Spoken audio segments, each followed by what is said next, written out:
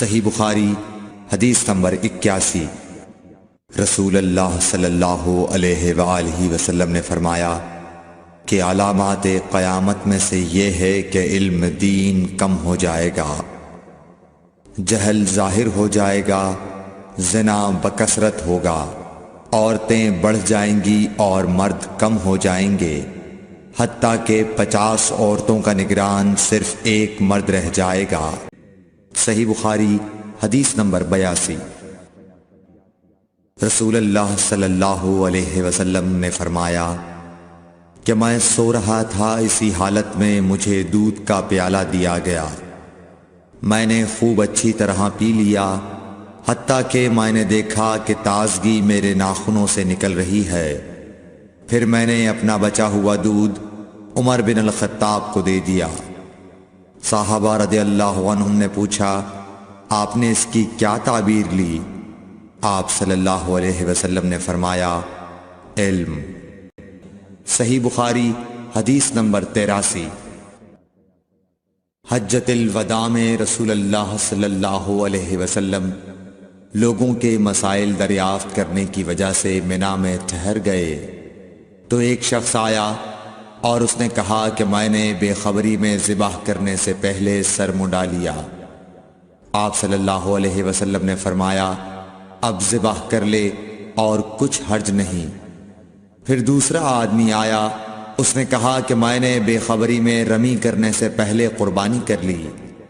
آپ صلی اللہ علیہ وآلہ وسلم نے فرمایا، اب رمی کر لے اور پہلے کر دینے سے کچھ حرج نہیں۔ ابن عمرو کہتے ہیں، اس دن آپ صلی اللہ علیہ وسلم سے جس چیز کا بھی سوال ہوا جو کسی نے آگے اور پیچھے کر لی تھی تو آپ صلی اللہ علیہ وسلم نے یہی فرمایا کہ اب کر لے اور کچھ حرج نہیں۔ صحیح بخاری حدیث نمبر 84۔ نبی صلی اللہ علیہ وسلم سے آپ کے آخری حج میں کسی نے پوچھا کہ میں نے رمی کرنے یعنی کنکر پھینکنے سے پہلے ذبح کر لیا۔ آپ صلی اللہ علیہ وسلم نے ہاتھ سے اشارہ کیا اور فرمایا، کچھ حرج نہیں۔ کسی نے کہا کہ میں نے ذبح سے پہلے حلق کر لیا۔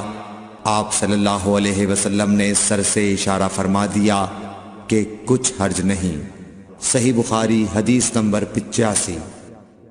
آپ صلی اللہ علیہ وسلم نے فرمایا کہ ایک وقت ایسا آئے گا کہ جب علم اٹھا لیا جائے گا، جہالت اور فتنے پھیل جائیں گے اور حرج بڑھ جائے گا۔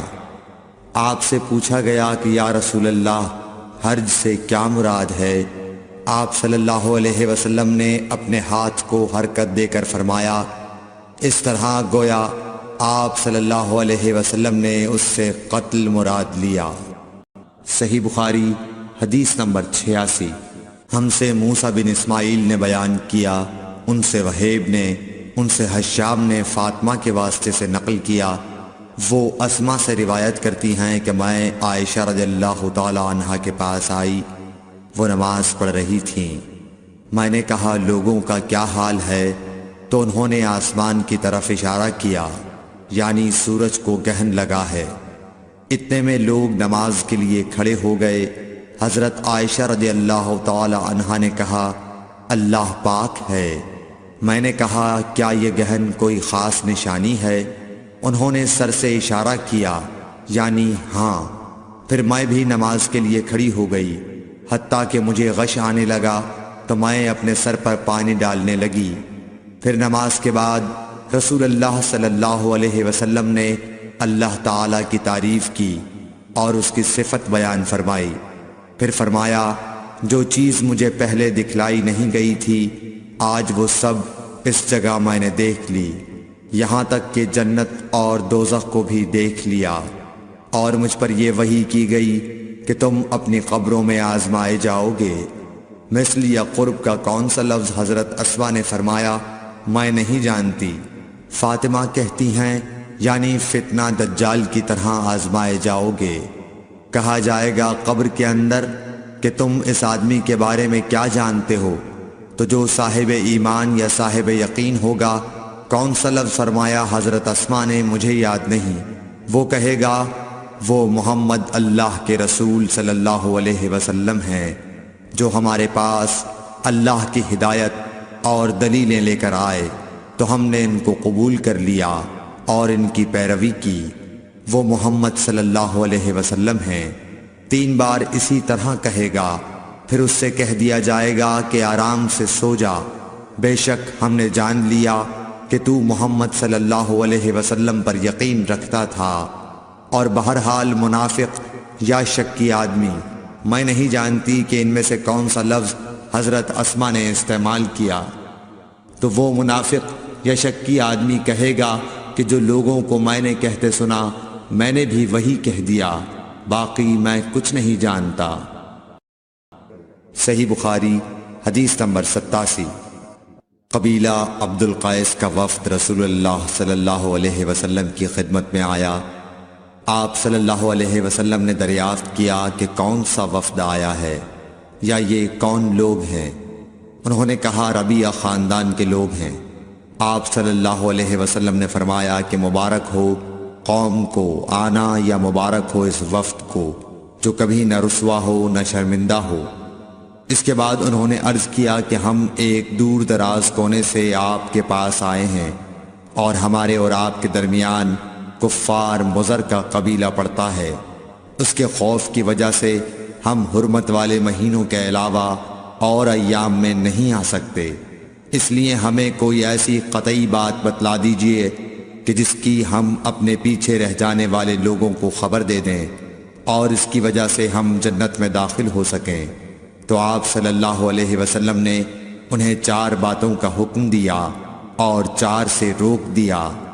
اول انہیں حکم دیا کہ ایک اللہ پر ایمان لائیں، پھر فرمایا کہ کیا تم جانتے ہو کہ ایک اللہ پر ایمان لانے کا کیا مطلب ہے؟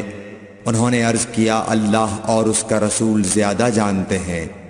آپ صلی اللہ علیہ وسلم نے فرمایا ایک اللہ پر ایمان لانے کا مطلب یہ ہے کہ اس بات کا اقرار کرنا کہ اللہ کے سوا کوئی معبود نہیں، اور یہ کہ محمد صلی اللہ علیہ وسلم اللہ کے سچے رسول ہیں، اور نماز قائم کرنا، زکوٰۃ ادا کرنا اور ماہ رمضان کے روزے رکھنا، اور یہ کہ تم مال غنیمت سے 5واں حصہ ادا کرو، اور 4 چیزوں سے منع فرمایا، دبا، حنتم، مزفت کے استعمال سے۔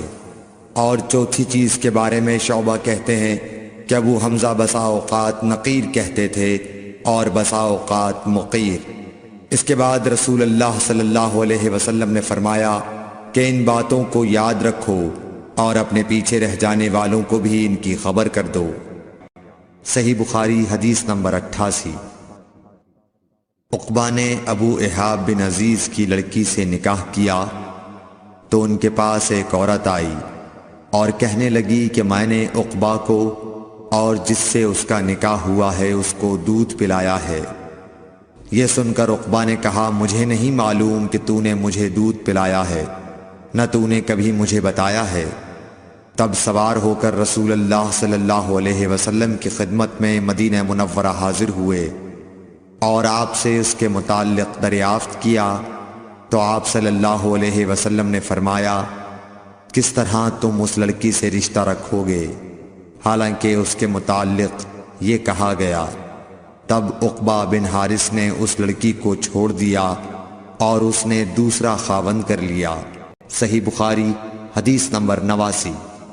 حضرت عمر سے روایت ہے کہ میں اور میرا ایک انصاری پڑوسی دونوں اطراف مدینہ کے ایک گاؤں بنی امیہ بن زید میں رہتے تھے جو مدینے کے پورب کی طرف بلند گاؤں میں سے ہے۔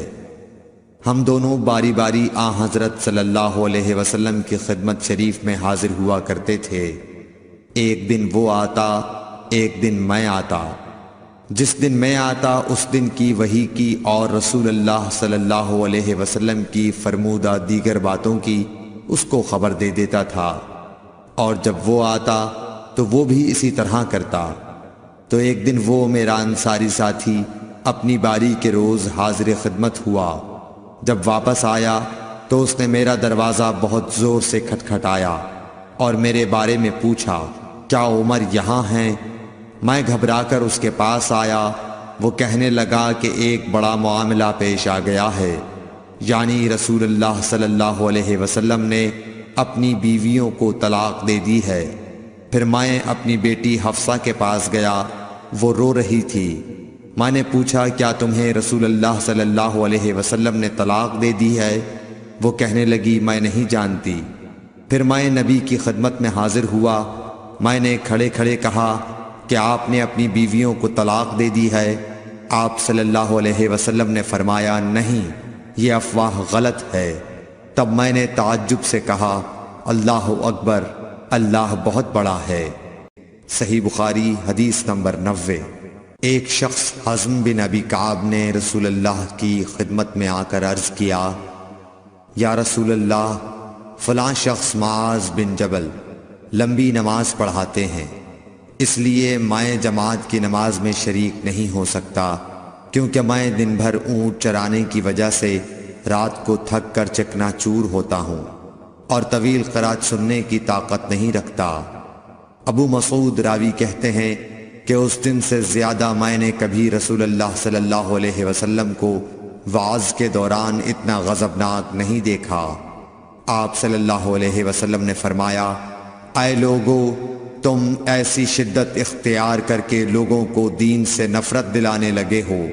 سن لو، جو شخص لوگوں کو نماز پڑھائے تو وہ ہلکی پڑھائے، کیونکہ ان میں بیمار، کمزور اور حاجت والے سبھی قسم کے لوگ ہوتے ہیں۔